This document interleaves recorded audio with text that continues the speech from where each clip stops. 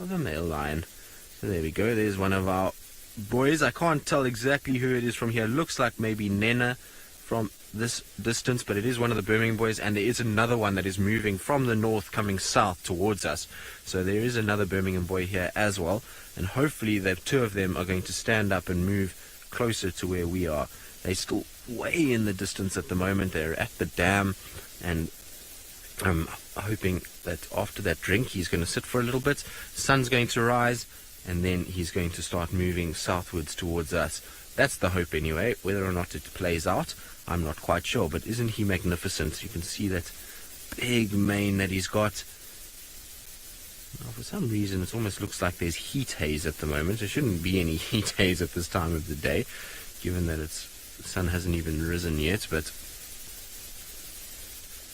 nonetheless it's still always good to see a big male lion first thing in the morning. And hopefully, I'm really hoping, oh, there's a little hoopoo in front. So an African hoopoo's got a mane of his own, if you so to speak. A little crest on top. And you can see Nena's busy watching the hoopoo. That's very cool. Now, of course, there's distances being flattened by the camera. That hoopoo is quite far from that lion. It's not walking around right near it, and the lion couldn't really be asked to go after a hoopoo of that nature, of that size. It's certainly not going to fill a male lion, and it's going to be far more effort than he needs. He's just looking because it was a bit of movement. But I was saying just now, hopefully with the sun rising, there'll be one big belting roar that will be let out by these two as a final stamp of their territory for the morning. It certainly will be nice if they do. But I wonder where the other one is gone. Oh, there's the other one. You see it, Seb, it's walking away from us now. It's walking actually northeast. So that's not ideal. I was hoping it would walk towards us, but there goes the other one, walking away from us. It was coming south, but now it's turned east more. Let's see, maybe it's going to get on the road. Looks like Tinyo from here. You can see that scarred up face. He's almost got a bit of a sort of darker muzzle than what the others do. So I would imagine that's Tinyo, and then we've got Nena over here. I think that's roughly what it looks like. I'm not 100% sure. As we can see, they're very far away, but I think that that's who both of these individuals are. Now, I'm hoping there's a road that comes north-south that Tinyo is heading towards, and I'm really hoping that he's going to get onto that road and then just turn south like he was doing earlier.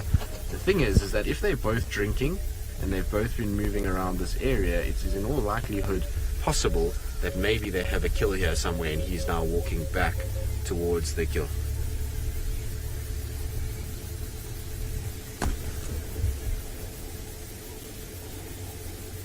Chatty Meg, the manes do get darker as they get older. So you found with the Birmingham boys, if you go back on some of our footage, and you'll see that when they first arrived here, they were small-maned, blonde, and as time has gone on, so they've become dominant, which means their testosterone levels increase, and it causes them to produce more melanin, as well as to grow that hair out around the face. The melanin then causes the mane itself to start to darken up quite a bit, and so previously you would have seen Nsuku and Nena both had quite light blonde manes, but now there's a bit of darkness creeping in, and the patchiness around the throat and back of the head is getting darker, and as time goes, so that will get blacker and blacker.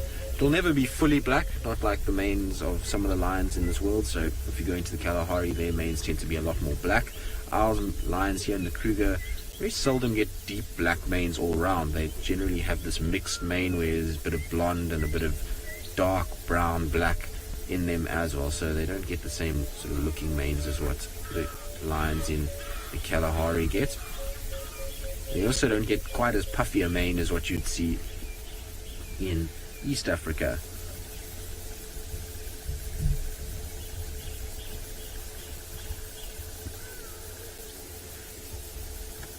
Dr. Rob, you want to know what the Birmingham's names mean, and I was actually just thinking about that myself. I'm not 100% sure, but I'll try give it a bash, because I always get them confused. But as far as I know, Nena is a warrior, and then you've got Nsuku, which means gold, Tinyo, which is tooth, and then you have Mfumo, which is the authority. I think I've gotten that right.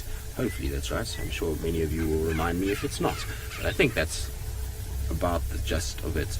Now, I know it was Brent and James and Jamie were the ones that got all these names together and made sure that they all make sense and are correct, and so I think that's how it is. Of course, when I was at Simbambili, we didn't actually refer to the Birminghams by any names. They were just the Birmingham Coalition, and we saw so little of them during last year's period that it actually really didn't kind of ring true to us. We didn't have the sightings to even recognize who the individuals were. We were just excited every time we managed to see one. But over time now, since being here, starting to kind of recognize who's who and be able to work out what the names are and what they mean. Now, our lion is looking majestic and beautiful and is just about to wait for the sun to rise, and so we're going to spend more time with him. And while we do that, I believe Scott has got an aerial view of some of lions of his own. Morning, everyone.